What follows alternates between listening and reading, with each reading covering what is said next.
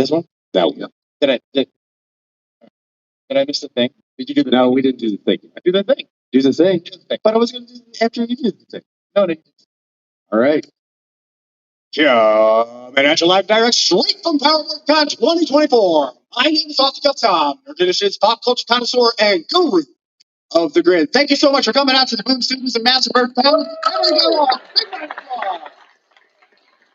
All right. Now, right next to me, I have a tenacious trio of fantastic writers. So we're just going to go down. They can introduce themselves because I can't do them justice. Ladies first. Hey, everybody. I'm Melissa Flores. Nice to meet you. My name is Power Rangers. Power Rangers Prime, just coming in November. The Dead Lucky, Spider-Gwen Smash, a bunch of other fun stuff. Check me out. Hey, I'm Kyle Higgins. I am a writer. I formerly worked on Power Rangers. What's up, man? I am also the creative director and founder of Black Market Narrative. I write Radiant Black, and I creative direct the Massiverse. Last but certainly not least, I love that I think I've talked to every single person in the room over the course of the last day and a half. I'm Ryan Parrott. I used to write on Power Rangers for a while. I guess I am still writing Power Rangers in some weird ways. You never left. I never left. I did. 2 years ago, we had a panel. Goodbye, Ryan Parrott. And I'm still here. I write Rogue Sun, part of the Massiverse, and the Infernals for Image, and stuff. Big round of applause for all our panelists. So let's start at the beginning. So, what led you all to become a comic book writer to begin with? Where was the breadcrumb started at? Film didn't work out. No, I'm just kidding. You go. Oh no, because like you started because I got into comics because of you, so you have to start. Samesies, dude. You got to do it. Well, I've loved comics my whole life, but it was also, in a weird way, I found comics because of my love of movies. And for any of you younger than the age of 30, you're not going to understand what I'm about to say, but we had nothing growing up as far as live action superhero content. Like, we had a handful of things, but I fell in love with both movies and superheroes and then ultimately comics because of Richard Donner's Superman, Tim Burton's Batman, Batman the Animated Series, and a little show called Mighty Morphin Power Rangers.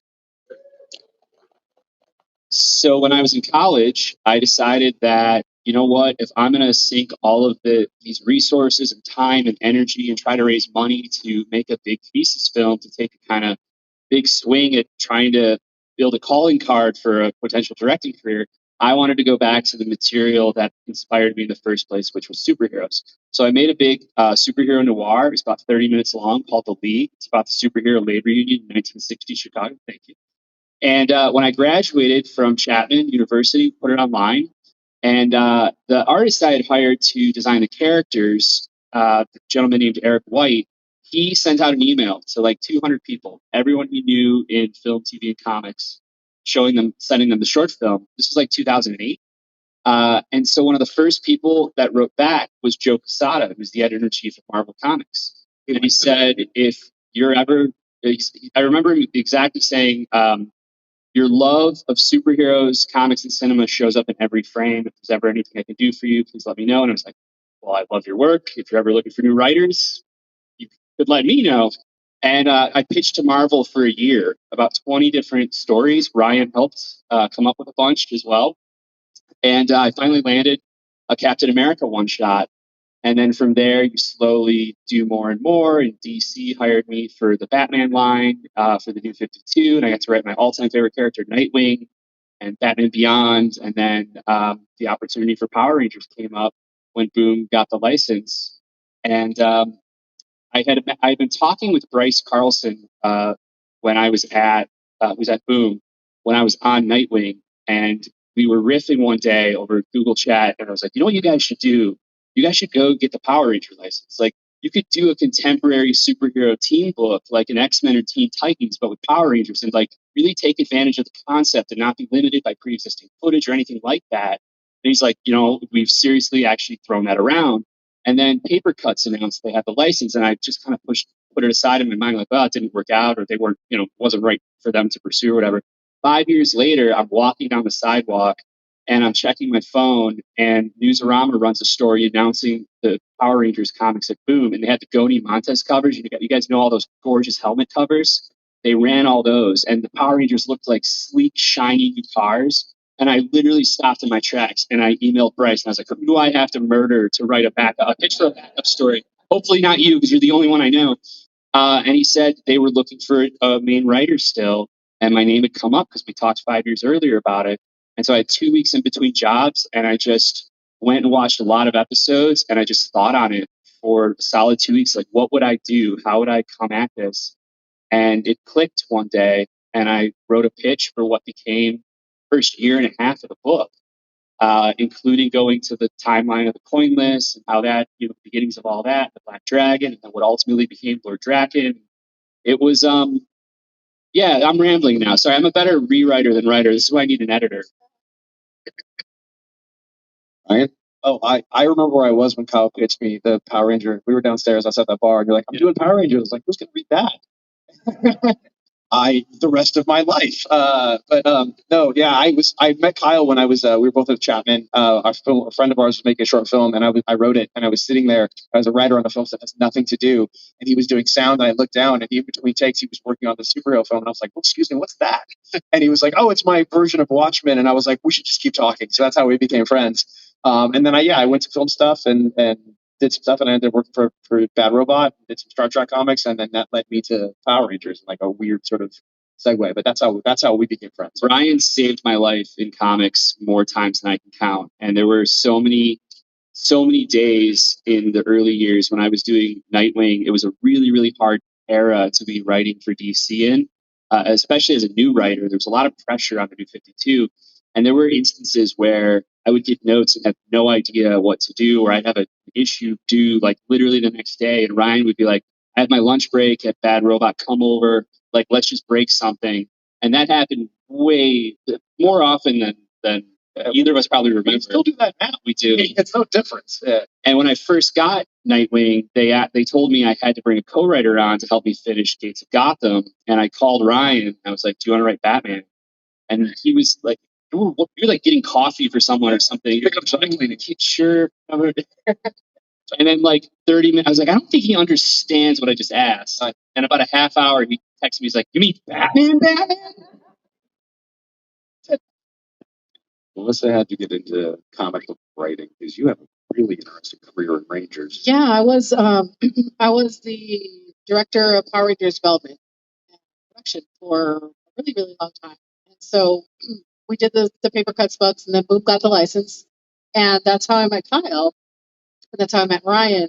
And one of the things was we were really particular and we gave a lot of notes. And I remember being like, gosh, I don't want these guys to hate me. So I worked really hard on trying to like foster a friendship, because I'm like, I really want them to know that like we're on their side. Like, even if we're giving ridiculous notes, sometimes like I promise we love what they do. And so we became friends eventually. Like we worked together, we like wrote each other hard, like we challenged each other, which was amazing. It's the best thing to do when you have a mutual respect for each other, where you can challenge each other and you can like have these big conversations about story and know it's not personal. We're talking about story, and like get into heated arguments about it. And at the end of the day, we're like, you know what? I like you more because we just had this argument. And so we had a lot of those conversations. Kyle ended up leaving the book, and Ryan came on board, and we had the same conversations with Ryan. But I never stopped working with Kyle. You know, we worked together on the video game Battle for the Grid. We did a bunch of other stuff. And so when I left Hasbro, I had been thinking about writing myself, because I was a writer at heart when I first started. And so Kyle was one of the first people I called, and I was like, hey, I'm thinking about trying to start a career in writing. Like, honest opinion, do you think I can do this? And he's like, it'll be hard, but I think you can do this. And he gave me a shot. I wrote some backups for Radiant Black, and I guess I didn't suck at those.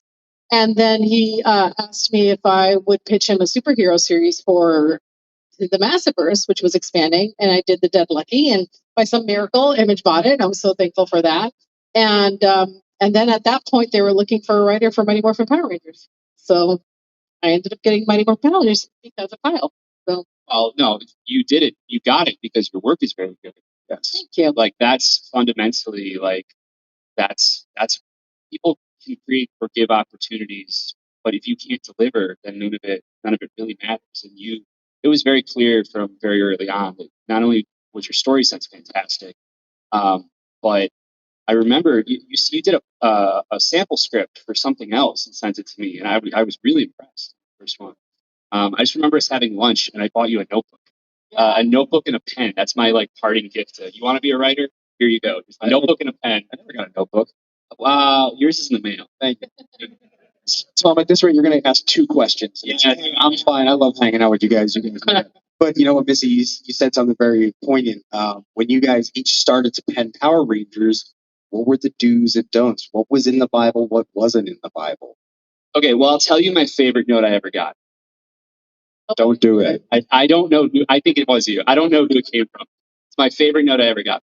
So in issue 0 of Power Rangers, there's a scene where the kids show up at school and they're in the parking lot of school and everyone's saying hi to each other. And there's the beat where Trini comes up and goes, Jason, and turns and goes, oh, hey, Trini, goes, happy Monday. And she says, yeah, you know, we have this AP test today. Like, they had studied. And it's like the day the book's going to the printer, and I get like the last notes. And there's this note that Jason can't say happy Monday. Why? I don't remember that note. And I was sitting there and I was reading it. First of all, I've been doing comics long enough to know it's like there was this is a hill someone has chosen to plant a flag. And I don't know why. Is it a Garfield thing? Is it just a Mondays thing? Like, I don't know. He hates Mondays. What's the note behind the note? And Edgar Pastrin, who Edgar Pass, an unsung hero of the Power Ranger comics.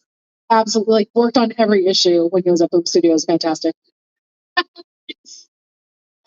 So we were at the holiday party, the Boom holiday party that year, and the people at Boom introduced me to Edgar, and I was like, okay, I gotta ask you. I was like, what was the note? And he's like, I know. He's like, I bought it too. I couldn't. He's like, because they like school. I was like, okay. And he goes, so happy Monday. It was like sarcastic. I was like, dude, it's words in a bubble.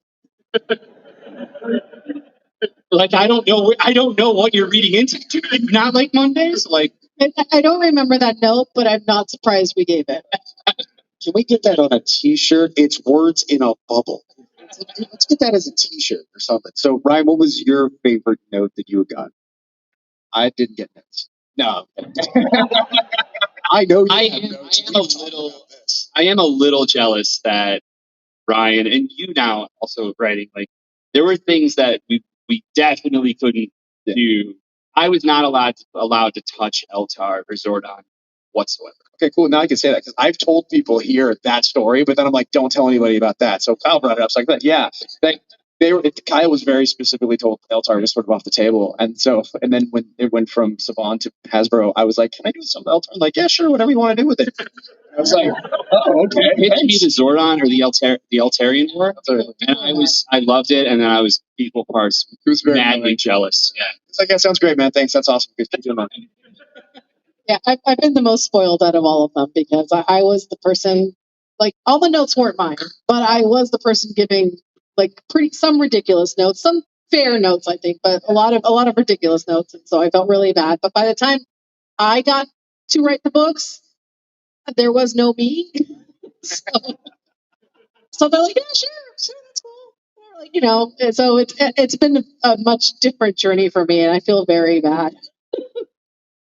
So one of the great things that, you know, because you started to become so liquid with what you were able to work with, you've invested and invented so many new Rangers that are comic book exclusive. What was that like? What is the development of that? And, you know, especially with, you know, not just the story, but the art direction and having such an international art team. How does that all come into play? Is that for all of us, or is that? Yep. Whoever goes first. It's a lot of fun, to be honest. You know, when I first got involved on the books, I had passing familiarity with the fandom. I had been a really big fan when I was 8. I had been to, I don't know if I'd been to Morphicon yet. I think I was. Like I went the first year I was on the books, so I'd only done a few issues. In my original pitch, one of the things that Boom said to me from the jump was, when you're coming up with this pitch, everyone at Saban is really excited about this, and they are open to like a lot of cool stuff, including like alternate timelines and all this neat stuff, like staples of superhero comics, right? And so in my pitch, I built the first year around the idea of, if Power Rangers is about the strength and power of the friendship, if Power Rangers is about the strength of friendship and teamwork, I want to explore what it's like to join a team through the lens of someone who's joining it. So Tommy joining the Power Rangers, if y'all remember, after Green with Evil, like the next episode, he's a full-fledged member of the team. And I looked at that and I said, there's a story there. Like, what if we deconstruct that and decompress it? And now we're looking at, how does Tommy feel about joining this team, considering what he just did? Who's brainwashed, of course, by Rita, but like, how does he feel joining this? Does he feel inadequate? Does he feel like he belongs? Does he feel like he deserves this? And what does the team think of Tommy? He just spent 5 episodes trying to kill them. Right? Sure, it wasn't by his own doing, but still, like, there's interesting dynamics to unpack there. And so the idea of the first year was kind of like Green Ranger year 1. And so ultimately, the idea of the third story arc, which became the world of the Coinless and Lord Draken, that was structured from the get-go around this idea of, for Tommy to feel like a full-fledged member of the team by the end of this year-long story, it became like a year and a half, he needs to conquer and overcome his greatest fear. So we manifested that in a cautionary tale. What's the greatest fear, the threat that Tommy you could think of for Tommy? Well, what if he never left Rita's side? What if the spell was broken and he chose to stay with her? And that became Lord Draken. So I say all that because the original pitch was that the Black Dragon Zord, which was like the dark evil Zord from another time, but you don't know that for the first couple issues where the Black Dragon is from, right? Originally, the pitch was, the reveal was going to be, it's like an evil White Ranger. It's just the White Ranger, but he's dark in this other timeline. And as we started working on it, I know it's you, but also Jason Bischoff, who's sitting here. Jason, no, you did a really good note on it. Everybody, please give a round of applause to Jason, please. A lot of this wouldn't happen without him. So we were going down that path, and one day I got a note from Boom, which was, hey, Saban really thinks it would be a good idea to design this character to be a new Ranger. There hadn't been a new Power Ranger in Mighty Morphin for 25 years. And I didn't understand. I didn't initially understand what the draw and the appeal would be, but that was Jason.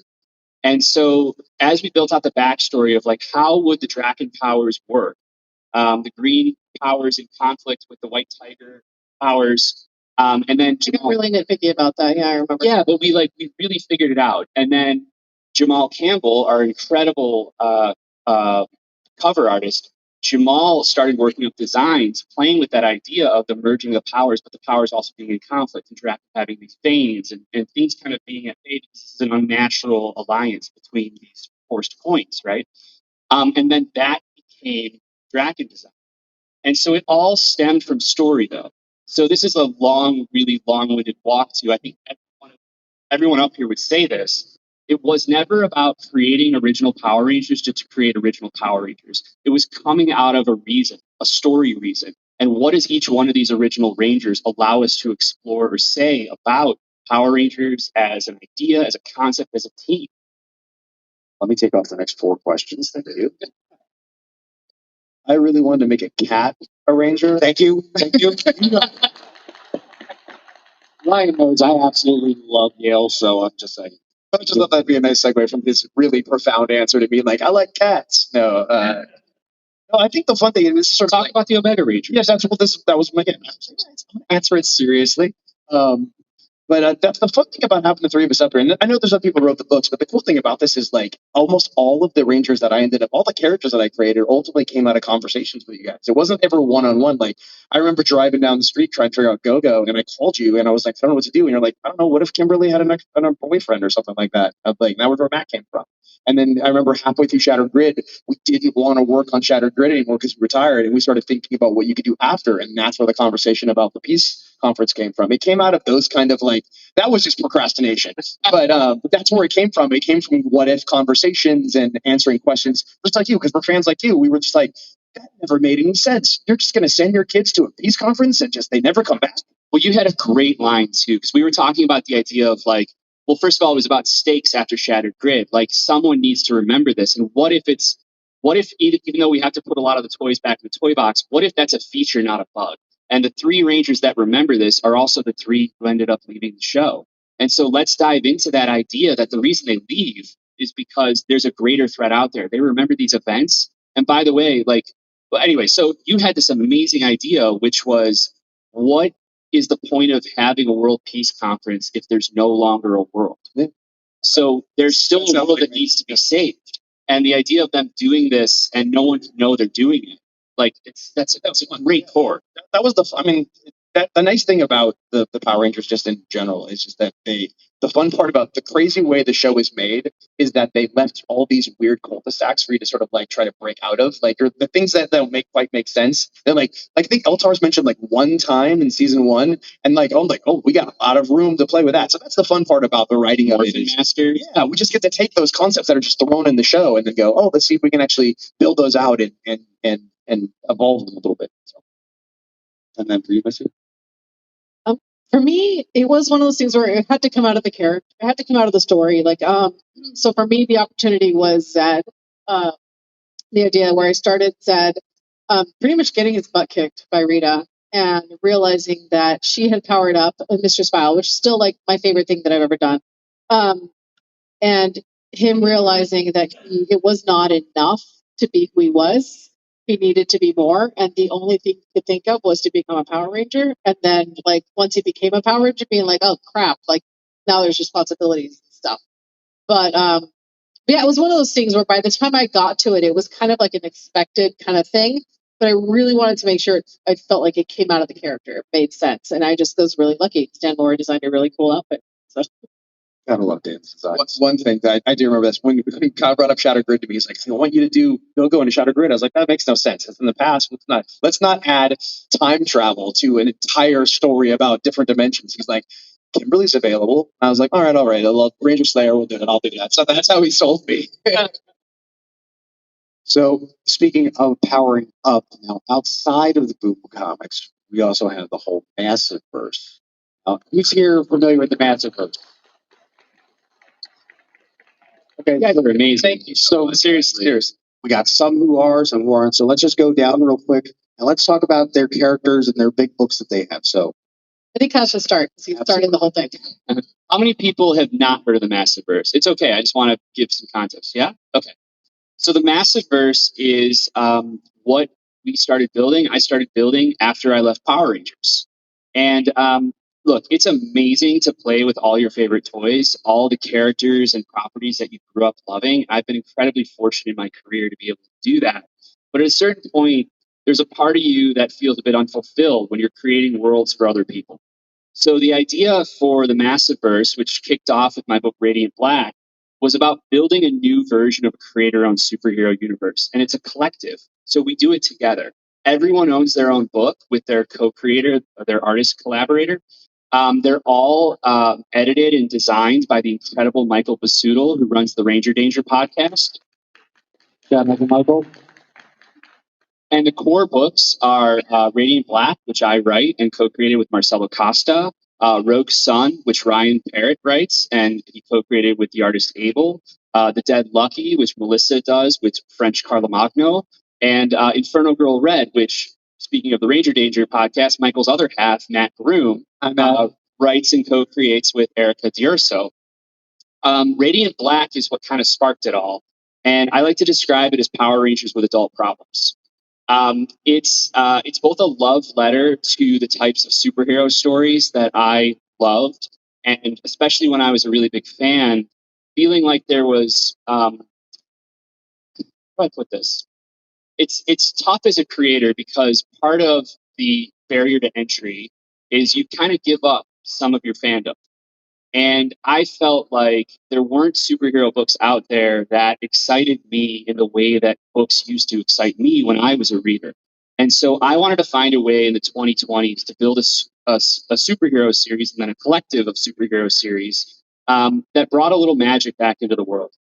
So one of the things that we really pride ourselves on is that all the books take really crazy swings. We play with the medium quite a bit. So like, for example, in Radiant Black, all the superpowers come from miniature black holes. So we'll do these issues that take place entirely inside these existential black holes. And we'll do the issue entirely with fluorescent Pantone. So the whole book is a black light. If you come to my table later today, like I'll sign the books for you in invisible ink, and we have little radiant black lights here, so you can actually see the signature. Right? We'll do secret animated short films that are in universe with the comic, with Will Friedle from Batman Beyond voicing Radiant Black. There we go.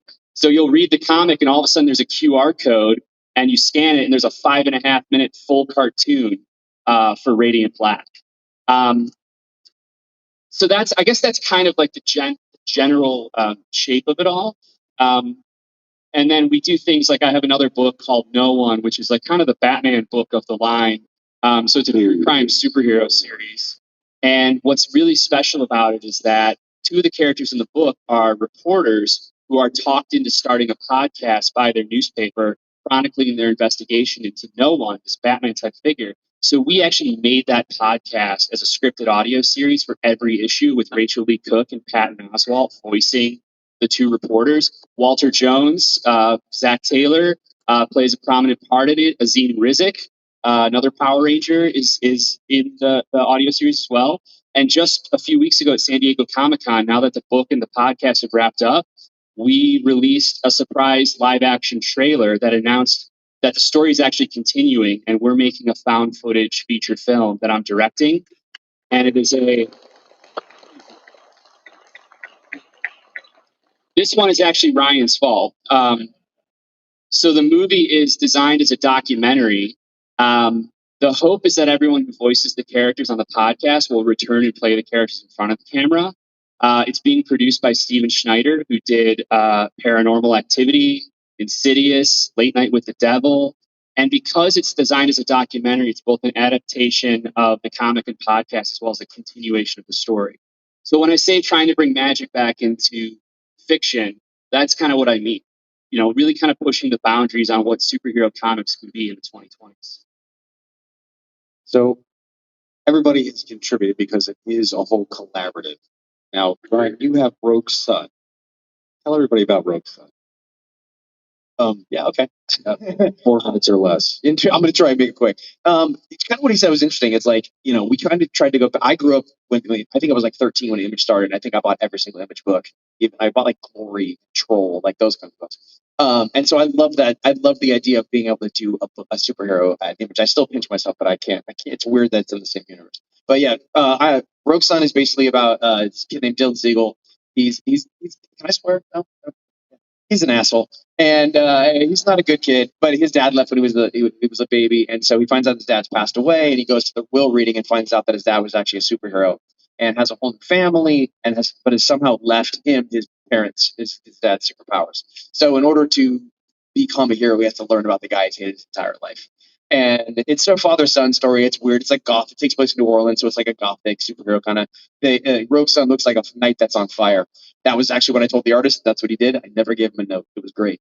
But it's a really fun book. We try some different stuff. We do a choose your own adventure with the 7th issue, and the 12th issue we did a flip book where it's like the narration is different for each character. So we tried fun stuff. But like I think it was just like what Kyle said. It was like trying to find something that's not like I like The Boys. I think The Boys is a great show, but we want to do something that was like that's not sort of subverting like what's evil Superman or what's evil Batman. We wanted to try and actually make superheroes that are sort of like organic and that are sort of taking the themes that we like as opposed to riffing on the heroes that we love. And they all have like a heavy tokusatsu influence and an aesthetic influence for sure. But what's also great about it is that this was all Michael, honestly.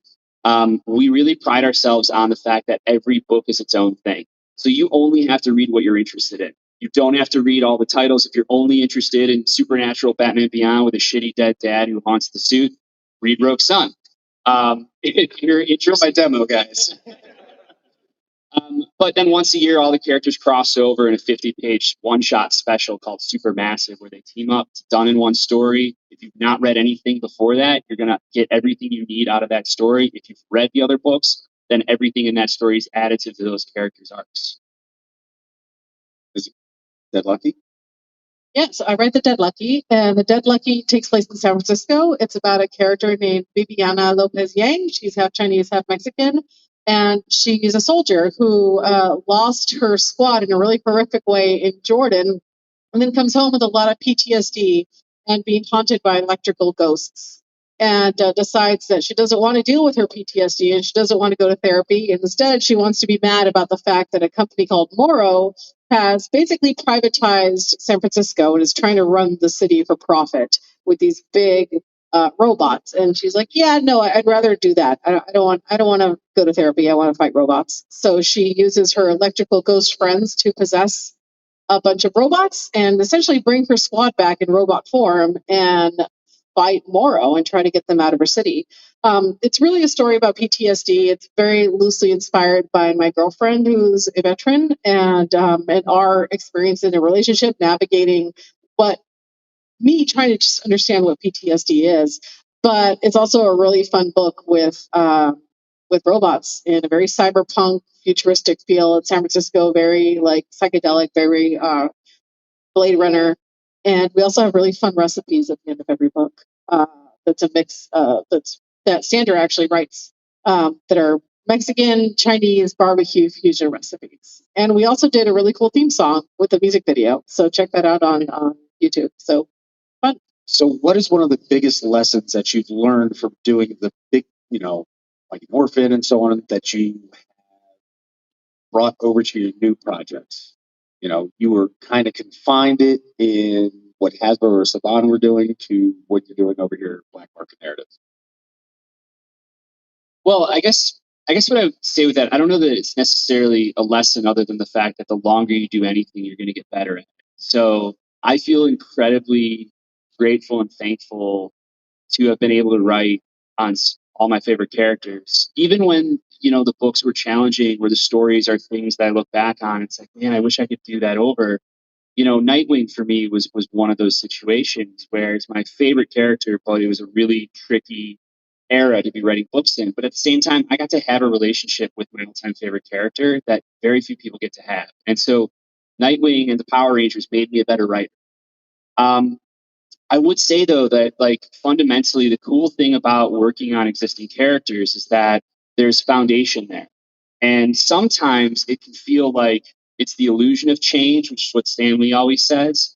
It's about the characters never really change. And sometimes it can feel like the characters are just action figures on a chessboard that you're moving around in a game that never ends. With creator-owned comics, in particular, something like the Massiverse, everything matters. So in Radiant Black, there's a responsibility in doing a book at Image Comics, especially I feel like an original superhero book, to take really, really big swings. And, Radiant Black, I don't want to spoil it if you haven't read it, but we kill the main character in issue 4. The annoying best friend then takes over, right? So that's something that would be really tough to do on Spider-Man. That's something that'd be really tough to do on Power Rangers. But there's a responsibility there to push the envelope narratively and try to do things that are different and unexpected. Work with your friends. I know that sounds but I mean that it's not about the credit; it's about helping each other and having fun doing it. I know that sounds weird, but we couldn't make them. I couldn't make Rogue Sun without Kyle, literally, physically, I couldn't do it. But that's the fun part is I'm sure there's writers or people who want to get into comics or one of that stuff, right? I would say go find people that are your friends that that you respect, and find one or two other people that you're you agree with them and you have similar sensibilities, you like the same things, and work on things with them, because that's what we just do. We did that, and now we do it now. It's there's literally no difference. So I feel like everybody always looks for like networking is this idea that people like reach down, like we're all in a pit, right? Someone reaches down and pulls you out because you're so special. Reality is we're all in a pit. So find people around, build a ladder, and you all go up one at a time, and then you all help each other. That's what I learned from Power Rangers, both from the book and from the stories. Everything's a collaboration. Like you're never doing this on your own. Even if your name is the writer, like you have an amazing editor giving you notes, your friends are giving you like you're coming like we talk about story all the time. I still talk to them about what's happening in Power Rangers and get their feedback because it's important to me. Like we don't write in a bubble, and so I always want to be open to notes. Even Dead Lucky, which is a creator-owned book, supposedly, I had regular meetings with Kyle, and he would give notes and help me because, again, you get to work with people you trust, you get to work with people you respect.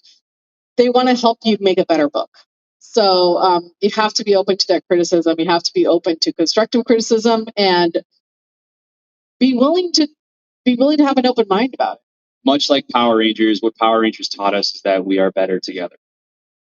Oh, You should like be a writer or something. So some other interesting things. Now I'm going to play a little bit back and forth between Rangers and the Massiverse. So I'm going to start down here with Ryan. Okay. Who is more evil, Zed, Morningstar, or Abraham Morgenstern? Or Abraham? Who's oh yeah, Zed. But he's complicated. If you read the book, he's complicated. Yeah, we'll get to that. No, Zed's fun. I find Zed to be a fascinating character. I keep thinking about the crazy thing that like when I was like 12 watching that show, like if I could go back and be like, hey, you see Zed, you're gonna come up with who that guy is. You're gonna have the whole origin story. Work on it. That's crazy. And it was an amazing story. Can't touch it. All right, now Kyle, with the Catalyst War being the pace setter for the Massiverse, how game changing is this going to be? Is it going to be shattered grid level? I mean, that was the intention. For those that don't know, the story we're in the midst of right now, we're wrapping up the final two issues of. It's kind of shattered grid for Radiant Black and the Massiverse in the sense that the scope is huge. But we're doing part of the reason the scope is so huge is that we've done something that no one's ever done in comics before, and I don't really say that lightly. So after spending 2 years with these two best friends trading the powers back and forth, and at one point both sharing the powers and exploring and navigating the complexities of their own relationships, disillusioned millennials. At the end of issue 24, they learn on the eve of the giant robot empire where the powers belong to is going to be coming to Earth. They find out that they can't share the powers anymore, and only one of them can be Radiant Black, and that lasts for the rest of their life, and they have to choose. And on that page of the comic, we put a QR code, and we left that choice up to readers. So we know who won the vote, and we told everyone we were going to reveal the winner in issue 25, the start of the Catalyst War. And we gave the answer, but we were a little sneaky about it. So we do multiple covers on the book each month. And for issue 25, and for every issue of the Catalyst War, there are two interconnecting covers that create one image, okay? When you read the A version of the book, the characters choose Marshall to be Radiant Black. But when you read the B version of the book, the characters actually choose Nathan to be Radiant Black. And we didn't tell anyone that we put out two different endings. Then we announced that that's actually the secret of the Catalyst War. It's an event told across timelines. And so for the next 6 issues, we actually continued that broken timeline and watched it go like this with 2 different art teams. And we published 2 issues every release day. And so now, as we're coming, see, I'm very tired. The Catalyst War is starting to wrap up here. One timeline has gone completely off the rails. The other timeline has had very personal costs. And the answer to who is Radiant Black will be revealed at the end of the Catalyst War. And we are doing what the readers voted for. It's not a fake out. What the readers voted for matters. And that really did determine the future of the book. and I had to adapt to that. Yeah. He was pissed. So yes, it's definitely a game changer. It's big, period. Now, Melissa, Dead Lucky Day just happened back on August 3rd. So talking about BB, when are we going to see her again? Well, you could see her in the most recent Supermassive.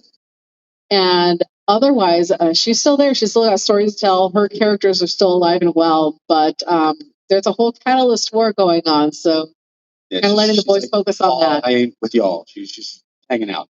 Now, again, crossing over the two. If BB happened to fall into Mighty Morphin, do you think she could be Mistress Vile? Absolutely not. Who would she have a crush on in Mighty Morphin? Purposeful Ranger. Andromeda? Who would she have a crush on? No, I kind of feel like These are the serious questions. Scorpina? Yes, probably. Yeah, she likes a bad girl. Yep. Yeah. I love how fast that was. It was like, oh, yes. Oh, no, yes. So, you know what? You definitely hit right on it, Kyle. What is the thing that makes you think that you guys are really pushing the envelope in the comics industry with Black Market Narrative? That we're all really tired and I don't know. I mean, it's just, I feel like we are. Absolutely. And at the very least, that's what we're always trying to do. And, you know, whether we pull it off or not is up to us to decide. But we are definitely giving it our all and going all out. It's super rare though to have a team of writers like this who like trust each other so implicitly, and it's thanks to Kyle. They're like we just basically trust each other not to screw each other up. And like that's rare. That's rare in the industry to like have people that are just like, hey, we're all in this to, you know, this is our living, but there's not enough ego to go around. So let's just do something cool together and like make sure we're all in the same boat and all paddling forward. And I think like I've seen people come up being like, how does that work? And I'm like, it does because we like each other and we trust each other and we're not dicks. So could you imagine if the six of us, we were 6 or 7, how many people write Supermassive together if we hated each other? How awesome that would be. Those Zoom calls would be amazing. There are moments. There are many moments, Michael Basuto. We love Michael. His name officially is Mr. Massiverse, and you can't tell me otherwise, and he can't either because I don't think he's even awake yet in the other side of the world. But you're going to see this on the live stream. So everyone, on the count of 3, say, hi, Mr. Massiverse. 1, 2, 3. Hi, Mr. Massiverse. I'm still mad that I can't grow a beard. So now that we've pushed things forward with Black Market Narrative, let's circle it back. We still do have the future of the Power Rangers franchise, and we have Prime coming out soon. Now, Melissa, you are heading that all up. So what is it that we can talk about? Want to talk about Prime? So one of the most amazing things, and one of the most special things about Power Rangers when we were all doing it is, but also one of the biggest constraints was we had to put the toys back in the box at the end of every run.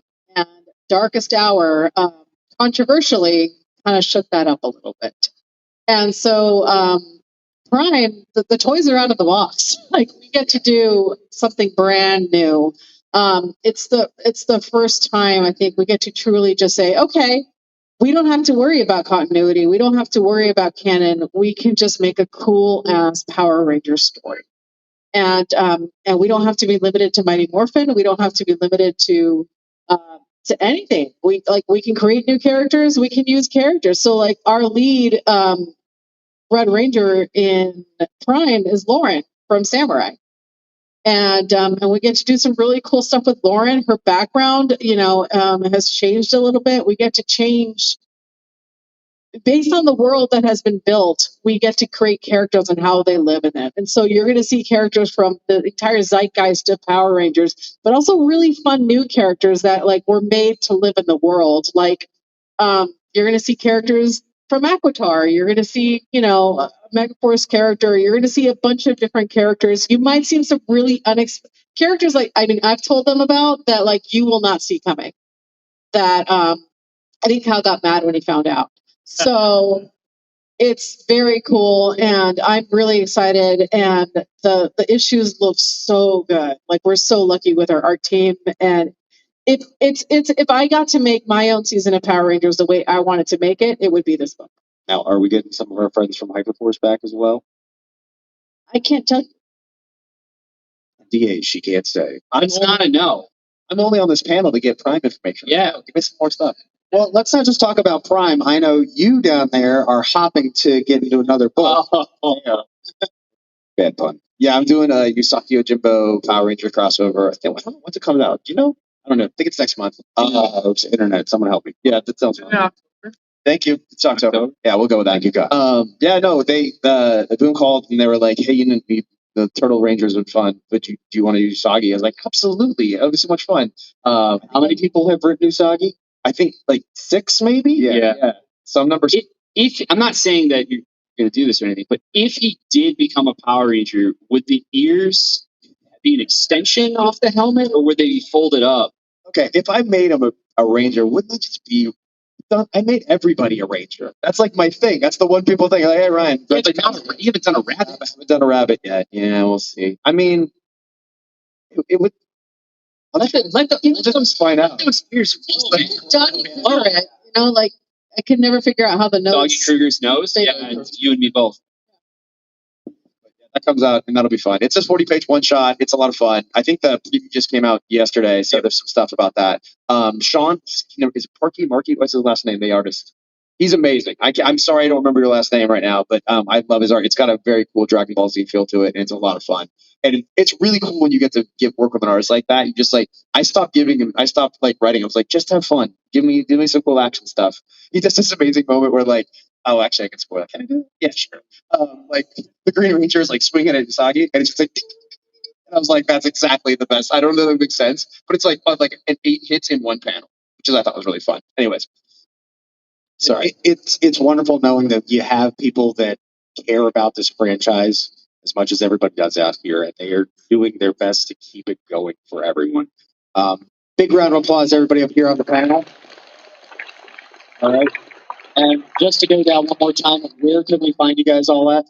So we're all next to each other. Are we 15? Well, not just here at the, but in the world on the internet. Oh, well, first at the show. This is where we live, Tom. This is where we live. You live in here. We're 513, 511, 513, 515 booths at the show. And then online at Kyle D. Higgins at Black Market NAR. You can sign up for our newsletter. Honestly, that's the best place to get all sorts of news and updates. And we're doing a big Radiant Black audiobook with Will Friedle and Ryder Strong and Troy Baker and just this host of amazing cast. So that's where we're announcing everything. So you can go to blackmarket.la, which is our website. You can sign up for the newsletter there. And just to say, I know we said it 3 times, but thank you guys so much for reading any Masterverse book. We love Power Rangers, and it's easy to go Power Rangers because you like it. But trying something new and putting your money down is really, really, really hard. And we really, really appreciate it. Thank you so much. Thank you. And Ryan, where can we find you? Oh, on Twitter at Ryan Parrott, 2 R's, 2 T's. And Melissa? Misty_Flores on Instagram and Twitter. And also check out the Nacelle booth because I also write Biker Mice from Mars. Yes. And they have their toys are fantastic. So check out the Nacelleverse. That's another book, another series I'm writing. Really fun. If you like Power Rangers, if you like buff mice who may or may not have been on steroids, like, please check out Biker Mice. That's the shirt we need. Do you like buff mice? If they became Power Rangers, you'd leave the arms out, right? What? Yes. Yeah, you gotta show off those guns. And for myself, folks, like I said, my name is Off the Cuff Tom. You can find me on Nerd Initiative's YouTube. Find me all on the internet. Big, huge round of applause for everybody up here today. Thank you all very much for coming out. It's an absolute pleasure. Enjoy the rest of the show. Have fun, everybody. Also, go buff Jason. He's amazing. He does really cool shit.